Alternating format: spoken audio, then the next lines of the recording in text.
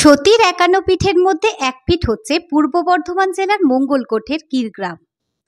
সতীর ডান পায়ের বুড়ো আঙুল পড়েছিল এই ক্ষীরগ্রামে, এই কথাই বহু যুগ ধরে কথিত রয়েছে। এই ক্ষীরগ্রামে অনুষ্ঠিত হয় ৩১শে বৈশাখ মা যোগাদ্ধার পুজো। সেখানে বহু ভক্তদের কাতারে কাতারে ঢল নামে।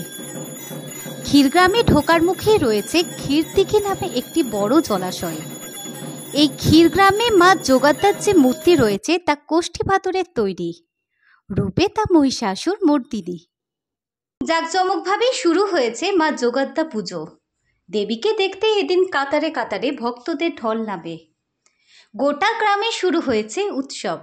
রাজ্যের বিভিন্ন প্রান্ত থেকে মা যোগাদ্ধাকে দেখতে বহু ভক্তদের সমাগম হয়েছে। পুজো ঘিরে কোনো অপ্রীতিকর ঘটনা না ঘটে তার জন্য মোতায়েন রয়েছে পুলিশ কর্মী। সারা বছর জলের তলায় মন্দিরের মধ্যে রাখা হয় প্রস্তর মূর্তিকে। নির্ঘণ্ট মেনে বৈশাখ মাসে সংক্রান্তিতে জল থেকে তুলে পুজো দিয়ে আবার জলে ডুবিয়ে রাখা হয়। ক্ষীরগ্রামের মা যোগাদ্ধার সম্পর্কে বহু পৌরাণিক কাহিনী ও জনশ্রুতি আছে। যখন রাম রাবণের যুদ্ধ চলছে তখন রাবণ পুত্র মহিরাবণ রাম ও লক্ষ্মণকে তার আরাধ্যা দেবী ভদ্রকালীর কাছে বলি দেওয়ার জন্য পাতালে বন্দি করেছিল।